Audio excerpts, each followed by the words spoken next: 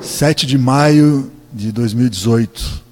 Hoje a gente está completando 30 dias de resistência, 30 dias de luta pela libertação do presidente Lula, nesse processo que já vem de tempos de um ataque às instituições, um ataque à democracia, uma perseguição, né, ao presidente Lula.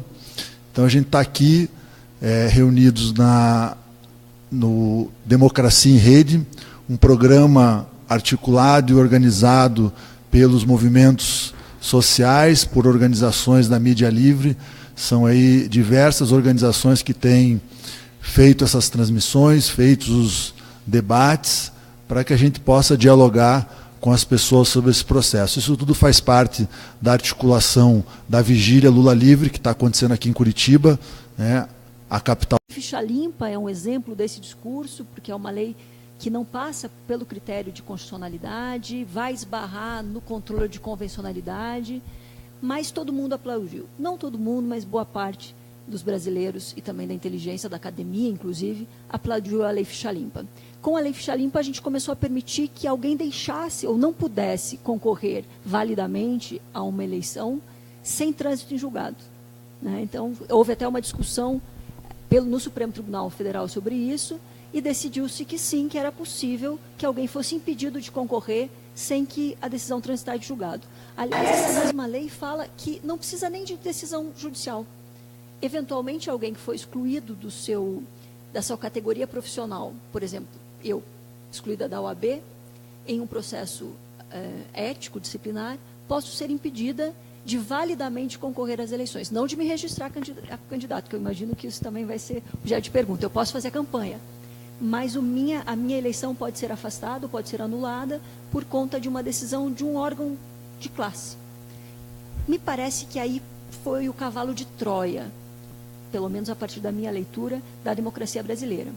O nosso baixo apego pelos direitos políticos como direitos fundamentais permitiu que a gente chegasse aí aonde a gente está chegando. Depois disso veio muita coisa pior, né? Vieram prisões de congressistas, afastamento de congressistas de mandato, normalmente os congressistas que a gente não gostava, e aí até houve um certo titubeio de reação pela prisão e afastamento de alguns desses congressistas, entre eles o Eduardo Cunha, que juridicamente não poderia ter sido feito do jeito que foi. E o que eu tenho visto é que o Supremo Tribunal Federal e o Poder Judiciário, depois de tão festejado como o garantidor da efetividade da Constituição, resolveu perder a referência ao texto constitucional. Algumas decisões do Supremo Tribunal Federal, do Tribunal Regional Federal e por aí vai, dizem que apesar da Constituição não permitir, ou apesar de não haver lei nesse sentido, vai fazer a justiça no caso concreto.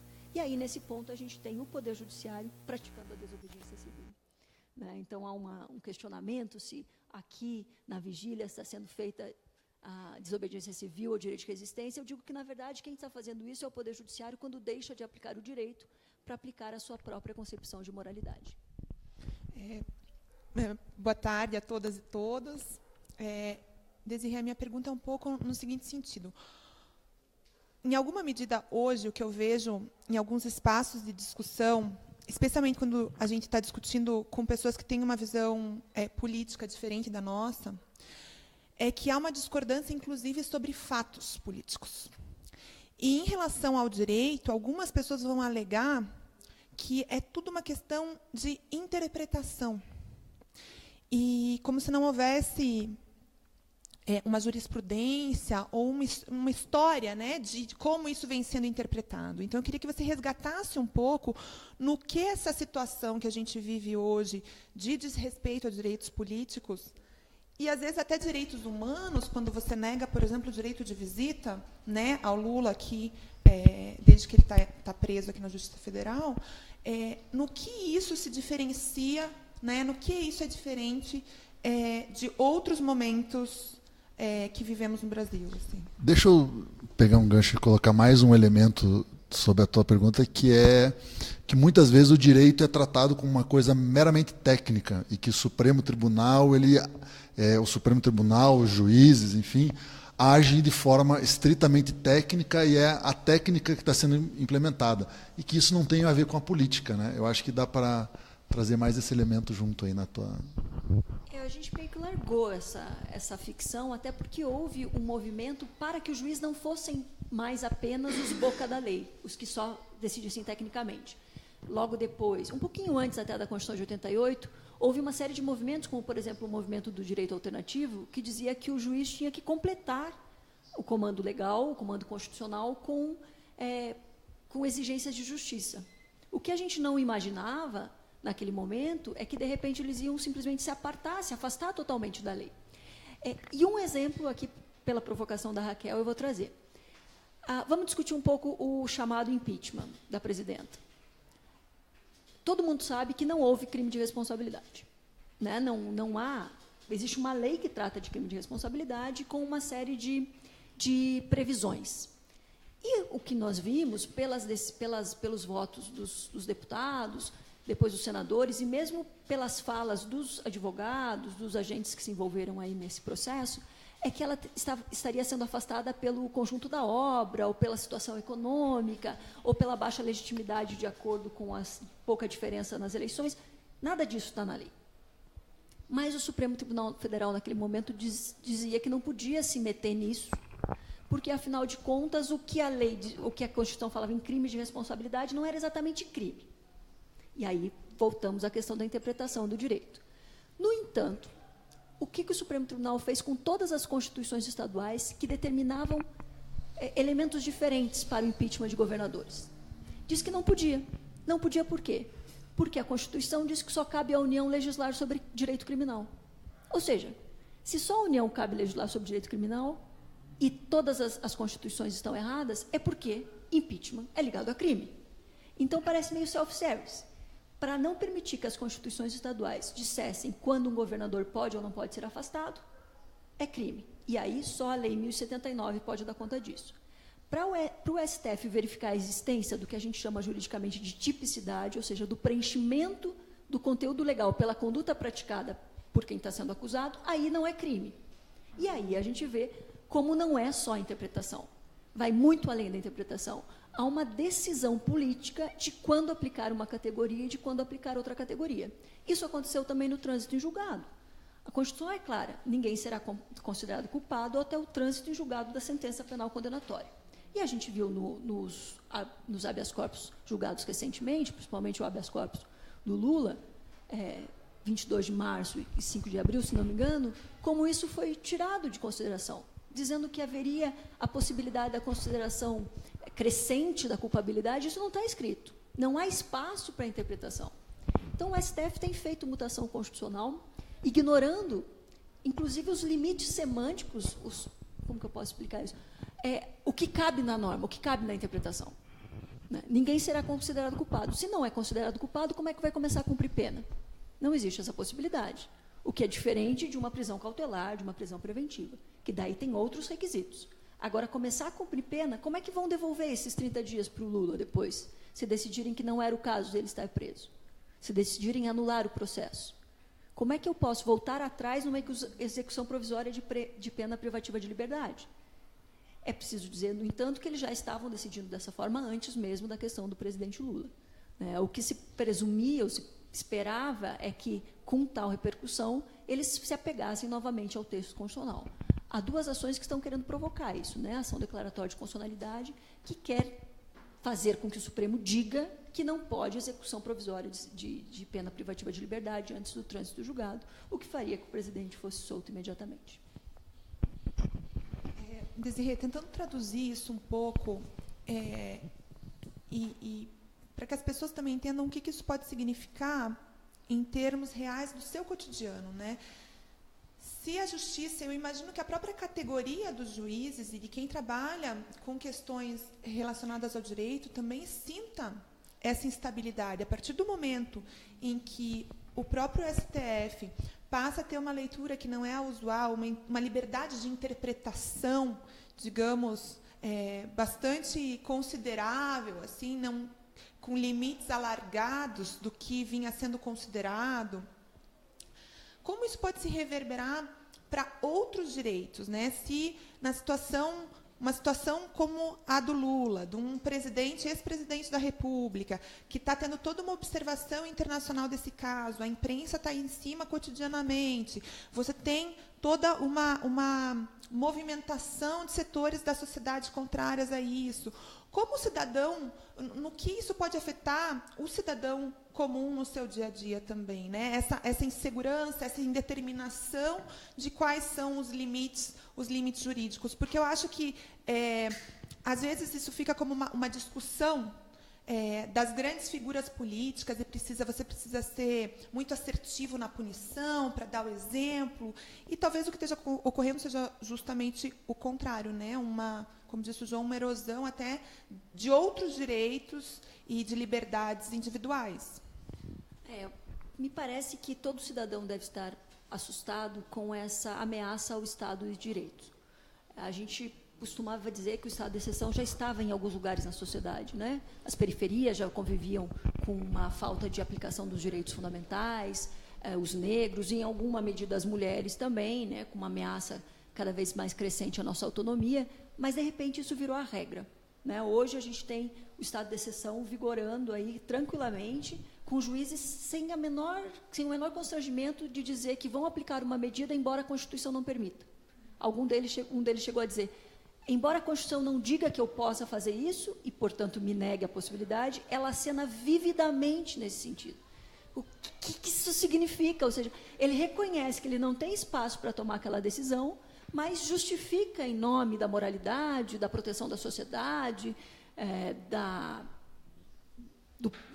do absurdo que é a sensação de impunidade, para tomar aquela decisão. Mas o que a gente tem para o cidadão? A gente tem um dos países que mais pune. A gente tem uma das maiores populações carcerárias do mundo. Não há impunidade. Há uma aplicação seletiva do alcance da legislação. Isso a gente vê na classe política também. Não vamos nós começar a trazer os nomes que poderiam estar detidos por motivos mais graves do que estaria aí sendo assinalado como imputado ao presidente Lula, e que, na verdade, não estão. Ou seja, todo cidadão tem que ter medo quando os juízes deixam de ter as amarras da legislação. O Estado de Direito faz isso, faz com que a gente tenha limites, tanto nós, cidadãos, quanto os agentes do Estado. O que vai acontecer se a gente continuar indo por este caminho é que a gente não tem a menor previsibilidade como vai acontecer. E, embora a segurança jurídica seja mal vista por parte da doutrina marxista, por exemplo, que acha que, na verdade, ela só quer sustentar o capital, para o nosso lado, como cidadão, um pouco de segurança jurídica também seria bom, para eu saber qual conduta minha vai ser considerada legítima, legal, ou qual conduta minha vai levar a uma punição. O que a gente tem hoje é uma dúvida absoluta com relação a isso. Depende da pessoa que é pega com um determinado montante de droga, é considerado usuário ou é considerado traficante. Ou é um jovem do Leblon levando algo para uma festa, ou é um traficante do morro. Ou seja, já há essa leitura seletiva.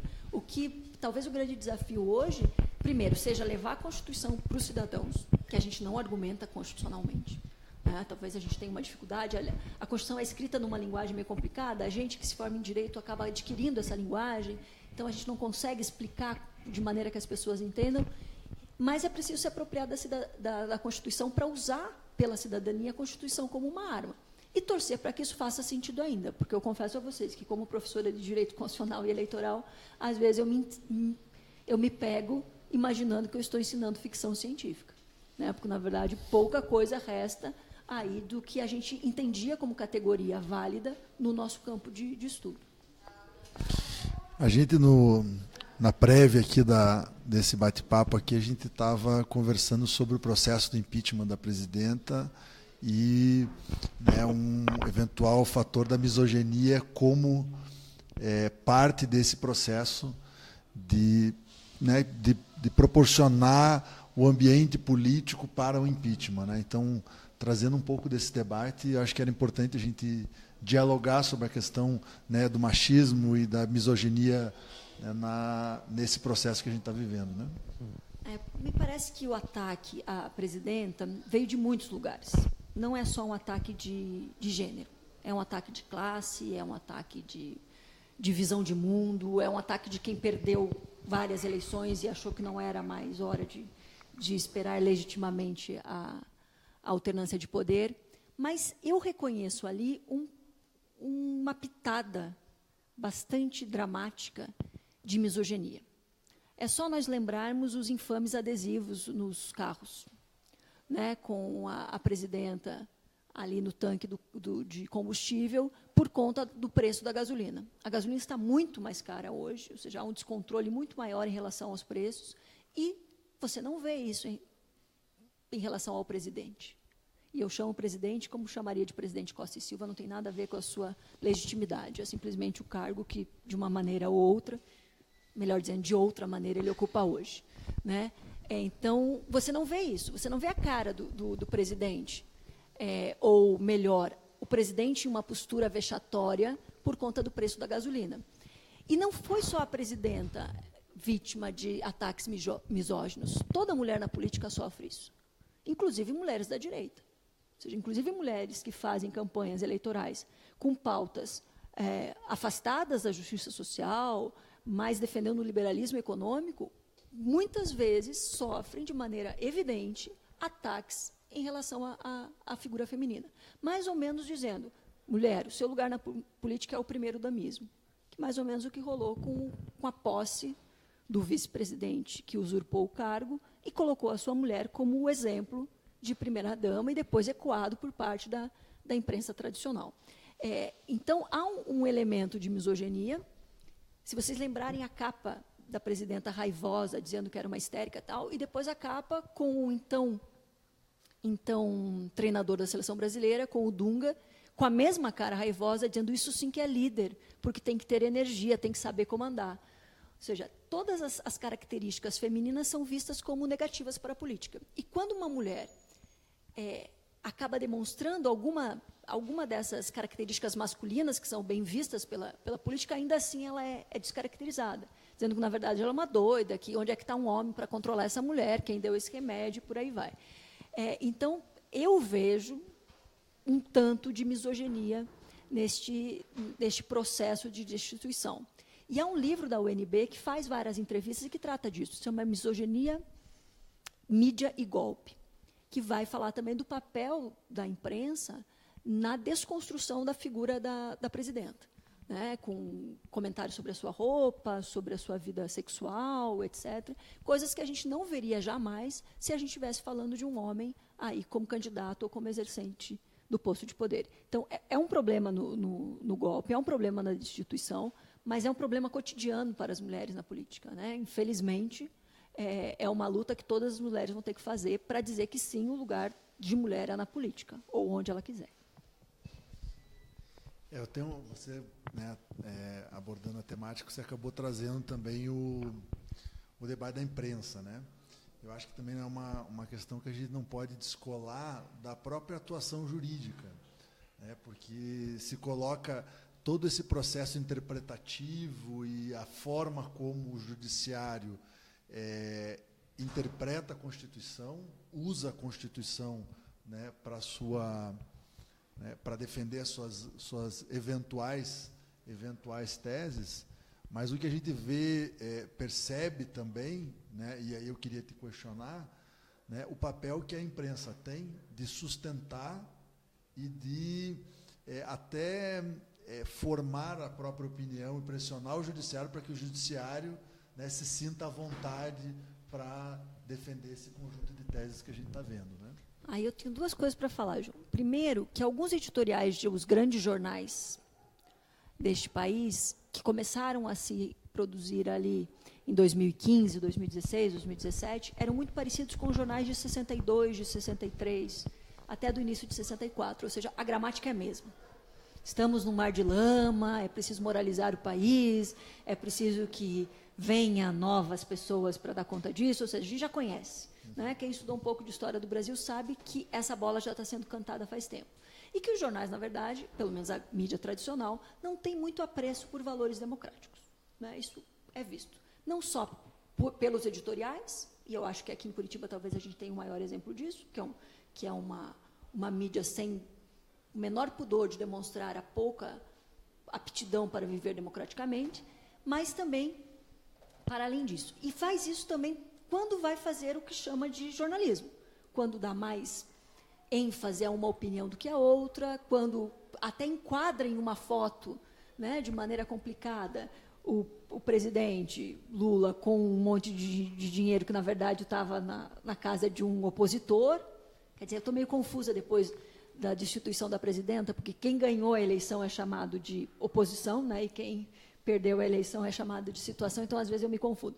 Mas não era do grupo político do presidente, aquelas malas apreendidas de dinheiro, mas a foto estava uma embaixo da outra, mais ou menos levando o leitor a construir uma narração que ligasse as duas imagens. Então, há um problema bastante grave em relação à imprensa, porque acaba selecionando fatos. É óbvio que jornalista tem que selecionar fatos, porque não dá para mostrar tudo, mas é preciso ter um pouco de responsabilidade republicana nisso, né? Não dá para negar fatos, como você tinha dito, Raquel, que agora a gente discorda sobre fatos, não só sobre a interpretação dos fatos. Parece que a imprensa também tem feito isso. E também não dá para defender em editorial e depois dizer que não foi, que não é culpa, etc, etc. E uma outra questão diz respeito ao tal da opinião pública e a interferência disso nos juízes. Quando eu estava assistindo o HC do presidente, um dos ministros, que é o mais populista de todos, disse que, na verdade, ele precisava dar aquela decisão contra a impunidade, porque a opinião pública era a favor de ter um ordenamento jurídico mais forte contra a impunidade. Então, que era preciso deixar prender mesmo antes de acabarem todos os recursos, porque a sociedade queria isso. Pode dizer, tá, não podia ser um argumento dele, porque o Poder Judiciário não está aí para ganhar voto, portanto, nem para ser caixa de ressonância da opinião publicada, mais do que a opinião pública. Mas, ainda assim, daí nós vamos comparar a decisão desses mesmos ministros quando da votação de uma medida que tentava impedir a reforma aquela PEC de contenção de gastos. E eles disseram que, apesar de 63% da população ser contra, eles não podiam fazer nada porque aquilo era campo do legislativo. Ou seja, também a questão de que é preciso dar vazão à opinião pública ou publicada pelo Supremo Tribunal Federal, ela é seletiva. Porque eu só faço menção à opinião pública, à voz das ruas, quando eu concordo com isso, ou seja, quando ela me ajuda, quando ela vem para reforçar a decisão que eu já tomei. Se ela é contrária à decisão que eu já tomei, eu ignoro, dizendo que não, que eu tenho que proteger a Constituição e não ouvir a opinião pública. Então, a gente tem um sério problema com relação a isso. Primeiro, se a opinião pública é uma opinião pública, ou se, na verdade, é uma opinião publicada e dirigida, embora eu reconheça que as mídias alternativas tenham feito milagres nisso, né? É possível que a gente construa uma narrativa alternativa a essa narração das mídias tradicionais. E, segundo, qual deve ser o papel dos juízes em relação a isso. Não dá para a gente ter um juiz que queira divulgar um fato que ele sabe que ele não pode divulgar em nome do interesse público, da opinião pública. Aí a gente está com um problema bastante sério, porque não é o papel dele fazer isso. E quando esses juízes, que às vezes é, às vezes não é, aí é o pior dos mundos. Porque daí ele vai seletivamente escolher qual argumento ele vai trazer para sustentar a sua decisão. Desirê, eu queria voltar um pouco para os aspectos mais jurídicos, porque, embora eles sejam muitas vezes chatos para a gente, difíceis até de compreender, de traduzir, de dar materialidade mesmo, uma questão tem ecoado bastante, não é uma novidade, mas eu queria aproveitar toda a tua experiência nesse campo do direito eleitoral, do direito constitucional, para me dizer o seguinte: quem controla o judiciário? É um poder que não é eleito pelo voto popular, então não tem nenhum controle relacionado ao voto e à vontade da população, como tem o legislativo e como tem o executivo, cujos exemplares são, assim, via de regra, com raríssimas exceções, os filhos da burguesia, né, que podem se dedicar a uma formação de excelência e a anos de estudo para passar num concurso desses, que, portanto, vem muito provavelmente com, como diria Bourdieu, um hábito de classe, né? Uma forma de enxergar o mundo, determinados valores, um determinado enquadramento interpretativo da realidade, né?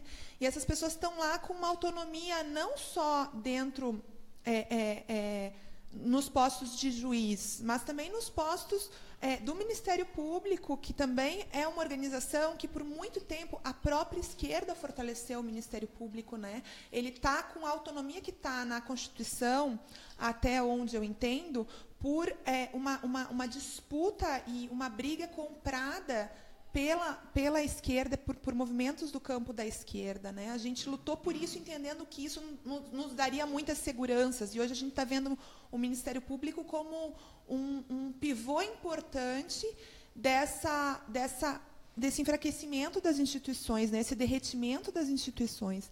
Então, eu me questiono muito quem controla o judiciário, né? E, nesse momento, isso lá, ao fim, nos leva a pensar, inclusive, o processo eleitoral agora de 2018, sabe? Como tende a ser esse processo, né? São duas perguntas, acho que talvez valha até desdobrar e depois seguir nessa outra toada do processo eleitoral desse ano, né? Vamos ver se eu consigo dar conta, porque agora tem muita coisa para falar, talvez eu fique ansiosa, vocês vão me corrigindo se eu for pulando coisa. De fato, para mim, democracia é participação e controle. Então, o Poder Judiciário e o Ministério Público não são democráticos, porque não há uma participação popular no recrutamento e na nomeação, e não há nenhum controle sobre eles, democrático, popular. Então, não há controle popular sobre eles. Pode me dizer, não, mas a TV Justiça, porque agora, com o Supremo Tribunal Federal tendo as suas sessões transmitidas ao vivo, há um controle da opinião pública sobre ele.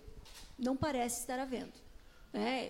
Se assim fosse, eles ou sempre decidiriam a favor da opinião pública, ou pelo menos explicariam melhor as suas decisões.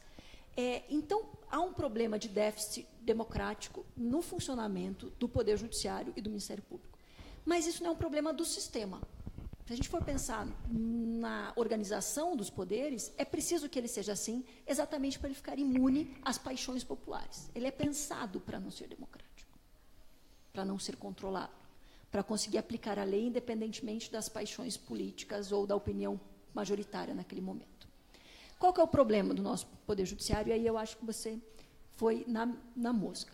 Primeiro, ele é um Poder Judiciário que é formado, em sua maior parte, por pessoas que se acreditam merecedoras do maior crédito possível da República. Porque depois que só pôde entrar no Poder Judiciário, com exceção do STJ, do STF e alguns tribunais, por concurso público. E aí quem passa no concurso público acha que merece a posição que exerce. Não tem, às vezes, a consciência de que o seu mérito deriva da capacidade dos seus pais de comprar tempo livre para você poder estudar, o que lhe diferencia das demais pessoas. Porque não é que você é um gênio, é porque talvez você não precisou trabalhar para sobreviver e você teve uma condição familiar que te permitiu passar tempo estudando. Então, às vezes, se perde um pouco essa dimensão. Alguns, é verdade, trabalharam e estudaram, mas não é a grande maioria. Então, a gente tem um problema no recrutamento dessas pessoas, o que acontece de maneira igual no Ministério Público. Também há essa noção de mérito, né? Tanto que a justificativa deles em relação a algumas prerrogativas e privilégios, que são moralmente questionáveis, também dizem respeito a esse mérito. Então, há uma dificuldade de fazer com que o Poder Judiciário e o próprio Ministério Público se veja nos pés daquele que não faz parte da sua classe, daquele que não teve acesso ao que ele chama de mérito, né? Aquele que não teve o mérito para chegar onde ele chegou. Então, a gente tem um grande problema, porque a gente não tem capacidade de fazer com que os nossos juízes pratiquem a alteridade, né? Eles não se colocam no lugar daquele. Então, isso é um problema muito grande. Isso acontece tanto com o pessoal que é criminalmente atingido por conta da violação da lei penal, por delitos contra o patrimônio, quanto com os políticos, porque eles acham que os políticos não têm mérito. Eles acham que os políticos quando chegam, sei lá, por alguma atribuição divina. Ou seja, não sabem da dificuldade que é para um político também conseguir chegar onde chegou. Eles tampouco conseguem se colocar no lugar dos políticos. Então, isso faz com que eles se achem superiores, tanto a grande massa populacional, quanto a própria classe política, porque eles sim têm mérito. E eles têm a Constituição colocando ali no lugar deles.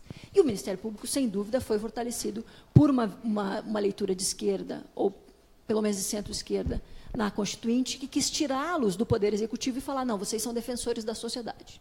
E aí a gente jogou todas as fichas no Ministério Público. O problema é que a gente faz isso sem mexer no recrutamento, e sem mexer na forma de construção da carreira. E aí a gente tem um distanciamento do Ministério Público do seu sujeito que deve defender, que é a cidadania. Ou seja, a gente tem uma visão de mundo diferente entre esses dois sujeitos coletivos. Quem controla? Só eles mesmos. A ideia é que só eles possam se controlar. No Supremo Tribunal Federal, e mesmo os demais juízes, tem a possibilidade de um processo para afastá-lo. No caso do juiz, um processo judicial, que é bem interessante, porque daí, para um juiz ser punido, ele vai ter que ser, assim, punido por outro juiz, que seria o sonho de qualquer pessoa, questionamento, autodeterminação, tal, todo mundo queria isso. Quando é do ministro do Supremo Tribunal Federal, há possibilidade de impeachment, porque ele é previsto também na Lei 1079, e aí levado a cabo pelo Senado Federal. Então, o Senado Federal pode, eventualmente, em caso de crime de responsabilidade, afastar o ministro do Supremo Tribunal Federal. Só que cadê coragem do Senado fazer isso? Porque o senador não podia ser preso, a não ser em caso de flagrante delito de crime inafiançável. E a gente tem vários senadores afastados, um senador preso, sem crime inafiançável e sem flagrante delito. Então, é difícil você achar que o Senado Federal vai fazer a sua parte de controlar o Supremo Tribunal Federal sem que ele esteja imune a um controle do Supremo Tribunal Federal. Porque, em princípio, também, os senadores não poderiam ser atingidos assim pelo Poder Judiciário. Há uma proteção na Constituição, só que isso foi rasgado. Então, há um empoderamento, uma palavra que é bastante usada no movimento feminista, usando agora para o juiz, há um empoderamento do Poder Judiciário que acha que não deve satisfação para ninguém e pode controlar todo mundo. O que cria uma relação bastante desigual. Né? Então, o judiciário pode controlar todo mundo, mas não é controlado por ninguém. Alguns teóricos estão defendendo agora, na academia, diálogos interinstitucionais, dizendo que a melhor forma de nós desenvolvermos democraticamente o direito brasileiro seria por diálogos. Quem dialoga com quem é menor que a gente? Ou seja, como é que eu dialogo com alguém que sabe que não tem controle nenhum sobre ele? Ou seja, só pode existir diálogos entre iguais. Então, eu sou um pouco descrente dessa ideia. Como é que a gente poderia controlar? Fazendo algum tipo de reação ou desmascarando alguns discursos que se dizem imunes. Então, com o HC do presidente Lula, muitos artigos acadêmicos e de advogados saíram dizendo, olha, o que o ministro falou não é verdade. Porque ele está dizendo que ele está fazendo isso para não deixar gente do colarinho branco, grandes criminosos, fora da cadeia, mas ele negou habeas corpus para quem roubou R$30, para quem furtou um pão e leite na mercearia. Ou seja, essa desconstrução do discurso talvez seja uma forma de controlar, mas é bastante sutil, é bastante frágil, numa democracia que, como disse o João, está tão erodida nesse momento. Né? A gente precisava de alguma forma, alguma construção coletiva de mostrar que esses agentes públicos, que são servidores públicos, afinal de contas, todos os membros do Ministério Público, todos os membros do Poder Judiciário, inclusive do STF, que eles estão submetidos, pelo menos, à Constituição e à soberania popular. Só para pensar um pouco assim positivamente, tem algumas articulações, seria legal que você falasse, essas articulações dentro do próprio campo do direito, né, que tentam, em alguma medida, fazer uma certa vigilância sobre o comportamento do próprio judiciário. Né? Eu acho que seria legal você falar isso a título de informação para quem está assistindo também, né? Quais os caminhos para quem é do campo do direito e partilha, né, dessa indignação também com determinados aplicadores do direito tão pouco fiéis à Constituição, né, e aos nossos princípios democráticos. A academia jurídica demorou para fazer essa crítica ao Poder Judiciário, talvez porque dificilmente alguém se dedica apenas à academia. É difícil ter gente que é só professor de direito. Normalmente é professor e advogado. E aí, quando você faz uma crítica muito pesada ao judiciário, o que pode acontecer é que isso reverbere negativamente, não para você, mas para aquelas pessoas que você é contratado para defender. Ou seja, os interesses do seu cliente acabam podendo ser atingidos por conta de uma crítica que você fez a um magistrado. E como eles são muito corporativos, não importa que eu faça uma crítica só ao João como magistrado. Se o meu caso cair com você e você também for magistrada, eventualmente pode haver aí uma solidariedade dentro do corpo. Então, há um certo receio com relação a isso. No entanto, nos últimos anos para cá, tanto a FGV tem feito isso com relação a números, quanto alguns professores, inclusive da Universidade de São Paulo, que é uma das mais tradicionais, têm feito essa leitura de desmonte dos argumentos do Poder Judiciário, mostrando como, na verdade, eles não se sustentam. Então, hoje, toda semana, você encontra críticas aí a determinadas falas ou determinadas decisões do Poder Judiciário que não se mostram consistentes, ou com decisões anteriores, ou com a própria construção de argumentos. Ou seja, a sequência de argumentos ela acaba sendo incoerente. Então, a academia tem feito um pouco esse esforço, com não tanta visibilidade quanto o ministro, que daí, com a sua fala mais impactante, ganha seus 30 segundos no Jornal Nacional e praticamente toda a população brasileira acaba sabendo disso. Então, há um desequilíbrio de forças também entre o discurso oficial do Poder Judiciário e a crítica acadêmica, que vai sair um artigo de opinião aqui, outro artigo de opinião ali, e sem muita visibilidade. E cada vez que um grande programa, ou que um programa das grandes emissoras chama um crítico desse, só chama uma vez. Porque quando vê que não consegue controlar o discurso, já vai afastá-lo, né? Já vai dizer, não, a gente vai convidar outra pessoa a próxima vez, tal, porque, enfim, é necessário preservar as instituições. Esse discurso também tem sido utilizado bastante, mas não são todas as instituições. Por enquanto, só o Ministério Público e o Poder Judiciário. Puxando agora um pouco para a questão do próprio direito eleitoral, e aí quando você falou do preservar as instituições, eu não consigo, né, parar de lembrar das montanhas de outdoors pela cidade de Curitiba, que as instituições saúdam a nova governadora do Estado, né? E, na verdade, que as instituições que estão colocadas ali são as entidades de classe patronais, né, do nosso Estado. Dentro desse cenário todo que a gente nem sabe efetivamente se vai ter e como vai ser o processo, esse próximo processo eleitoral, a gente percebe que há uma movimentação muito grande das celebridades candidatas, né? Ainda uma incerteza da questão, né? Não uma incerteza, você vai poder nos esclarecer sobre as questões de financiamento de campanha e tal, mas quando a gente vê, né, um processo desse, da gente olhar, né, agora, e uma quantidade absolutamente surreal de propaganda para agora vice-governadora, que certo será a candidata ao governo, a gente fica um pouco impressionado. Assim, como é que lida com isso? Então, sabia que eu esqueci de responder um pedaço da pergunta, que é as eleições de 2018. A justiça eleitoral é a mais imprevisível de todos os ramos da magistratura. Então, eu brinco que, em relação ao direito eleitoral e às eleições, nem o passado, até o passado é incerto. Então, para dizer como é que vai ser a eleição, é ainda mais difícil. Mas vamos lá. O que a gente pode dizer historicamente? A única eleição de 46 para cá que foi cancelada foi a eleição de 81. Ou seja, já numa tentativa de abertura após lei da anistia, e foi uma eleição estadual, não foi uma eleição federal. Então, mesmo naquele momento de 81, que a ditadura militar sabia que estava acabando e que estava disposta, entre todas as aspas, a fazer a transição democrática, lhe custou muito cancelar a eleição de 81. Lhe custou muito. Então, cancelar eleições sem uma ruptura declarada do regime democrático, para mim, deveria soar impossível ou improvável, mas não soa.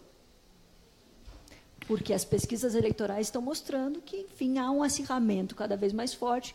O candidato, que não querem que seja candidato, continua despontando nas pesquisas, e os candidatos alternativos, não para nós, mas para a imprensa, enfim, não sobem nas pesquisas. Ou seja, a gente está num impasse.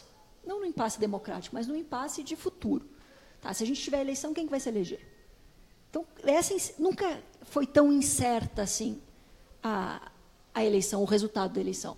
Então, embora eu racionalmente diga que é muito pouco provável, é impossível até que a eleição seja cancelada, eu devo dizer que não sei. Eu espero que não seja cancelada. Primeiro, porque a existência de uma consulta popular para renovar parlamento e poder executivo talvez nos coloque nos trilhos de novo. Talvez. Tá bom, eu sou muito esperançosa, mas eu dou aula de direito constitucional e eleitoral. Eu preciso imaginar que esses anos de estudo continuem servindo para alguma coisa. Ou seja, respeitada a vontade popular nas urnas, nós resolveríamos o impasse institucional. Porque haveria aí o reconhecimento da validade da eleição, a gente repactuaria e seguiria. Essa é a ideia. Como é que a gente vai fazer isso? Bom, a gente vem num processo de reforma política que tem piorado as condições de competição eleitoral, drasticamente. Temos uma campanha eleitoral cada vez mais curta, então nós passamos aí de uma campanha eleitoral que começava no dia 5 de julho, foi para o dia 15 de agosto, com menos tempo de horário eleitoral gratuito, com menos período de horário eleitoral gratuito, com uma distribuição cada vez mais desigual, com menos dinheiro na campanha. Menos dinheiro na campanha é bom para quem? Para o João, que é pouco conhecido? Não, menos dinheiro na campanha é bom para quem já é vice-governador e quer se candidatar novamente. Para quem já é deputado, já é senador e está tentando a reeleição para o mesmo cargo, ou eventualmente concorrer a outro cargo, ou para uma celebridade. Uma celebridade é ótimo, uma campanha curta, porque ela só precisa dizer para o eleitorado que ela é candidata. Ela não precisa colocar para o eleitorado qual é a sua visão de mundo, qual é o seu rosto, qual é o seu nome, porque o eleitorado já sabe disso. Uma campanha curta e barata é pior para quem está fora da disputa eleitoral. Ou seja, me parece que a renovação vai ser cada vez mais difícil. Ao lado disso, nós temos a questão da possibilidade de pré-campanha, que é isso que você está vendo aí, João. A gente tem hoje, pela legislação eleitoral, a possibilidade de que alguém que vá ou que deseje sair candidato, porque, tecnicamente, a gente só tem candidato depois da escolha em convenção, já diga que tem determinada proposta para o Estado ou para o país. E pode responder entrevistas sobre isso. Não pode pedir voto, mas pode dizer que vai colocar o seu nome à disposição do eleitorado. Quem vai ser chamado para falar isso? É a Raquel que vai ser chamada para dizer que o seu nome está no vai estar à disposição do eleitorado para o Senado de 2018? Certamente que não. É alguém que já está ali disputando, já tem o seu capital político próprio ou que tem um capital social muito elevado. Alguém que está dizendo que está na hora da política ser feita por gestores ou por não políticos e se coloca aí à disposição do eleitorado. O financiamento é um outro problema. Sem dinheiro, pelo menos formalmente, sem dinheiro de empresa na campanha e com um eleitorado que está sendo desestimulado cada vez mais a participar da política, pela demonização da política, e, portanto, não doa para a campanha eleitoral, quem vai ter campanha eleitoral competitiva é quem tem dinheiro para fazer campanha. Com a decisão do TSE, que quem tem dinheiro próprio pode ir até o teto de financiamento, não tem o limite que se aplica para a doação, pronto, a gente vai ver que são os fidalgos, novamente, que vão ocupar os parlamentos. Quem tem dinheiro para pagar a própria campanha. Eu tenho, novamente, uma esperança aí. Nós vamos testar este ano, pela primeira vez, o chamado financiamento coletivo, o crowdfunding, que, se bem articulado, se construído todo um discurso da importância da participação do cidadão no financiamento coletivo de campanha, pode fazer com que alguns candidatos outsiders se apresentem como viáveis na competição eleitoral. Agora, vai precisar ser uma pessoa com bastante impacto social para fazer com que se alcance um valor razoável para que a sua campanha seja, de fato, competitiva. Nosso eleitorado é muito grande, o eleitorado estadual é muito grande, o eleitorado nacional é muito grande.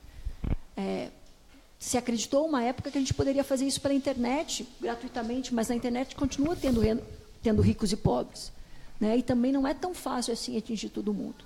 Então, eu acho que haverá eleições e serão eleições cada vez menos competitivas. Mas existem algumas brechas aí que a gente pode trabalhar nisso.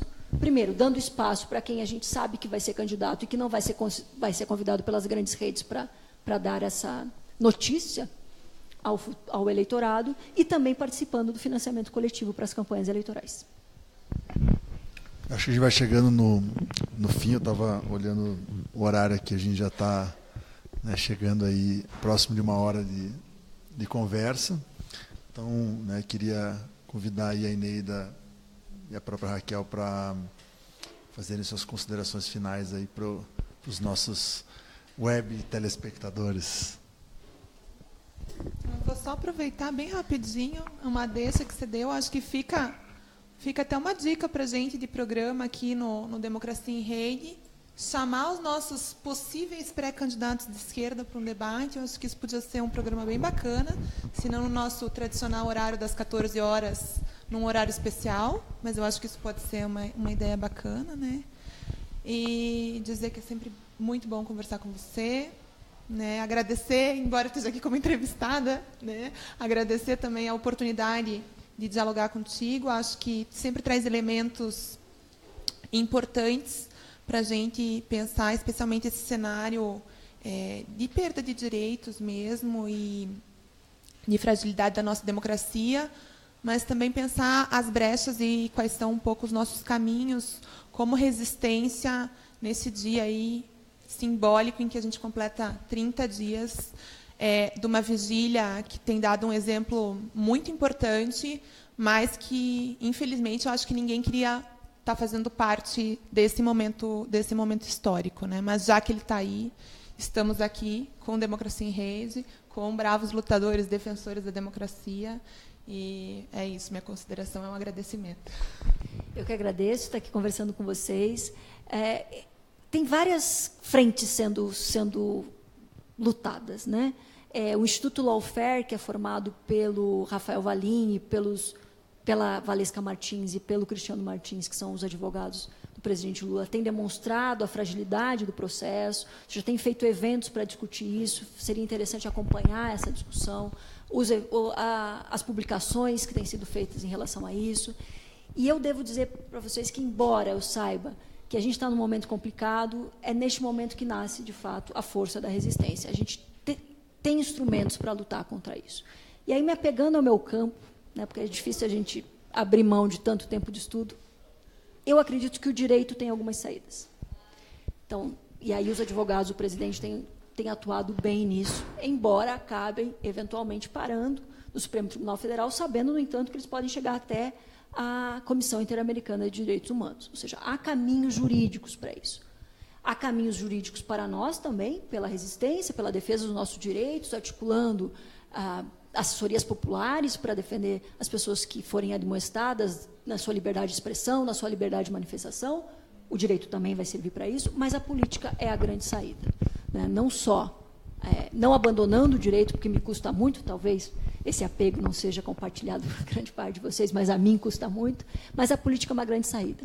Se nós tivermos, por exemplo, nessa eleição, uma grande gama de alternativas aos políticos tradicionais vindos de setores da esquerda, de setores vinculados à defesa da justiça social, à classe trabalhadora, isso vai dar alternativas também para a gente competir eleitoralmente, tentar fazer com que a saída seja pelas instituições democráticas. Com financiamento coletivo, com espaço para discussão das suas plataformas, das suas ideias, tudo isso a gente pode fazer. Então, a minha mensagem final é que não está fácil.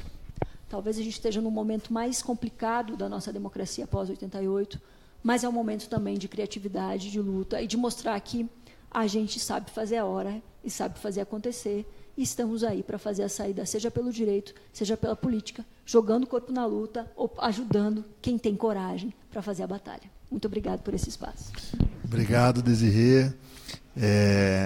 Muito bom mesmo, né, ter essa tua contribuição aqui. Eu acho que, de fato, a gente tem que usar todos os instrumentos possíveis. A criatividade é fundamental nesse processo de disputa que a gente está vivendo, né, seja através do direito, seja através da cultura, seja através da comunicação, seja, né, através das diversas formas de disputa, de embate, de discussão, de conversa com as pessoas. Enfim, acho que a gente também tem essa possibilidade mesmo de olhar com um otimismo quando você está na crise, é hora de, né, se reaglutina campos, se refazem pontes que muitas estavam, né, bastante corrompidas, né, e, né, convidar todos que estão aí assistindo, todo dia, 14 horas, Democracia em Rede, né, a TV dos movimentos, presente aí na vigília Lula Livre. Muito obrigado.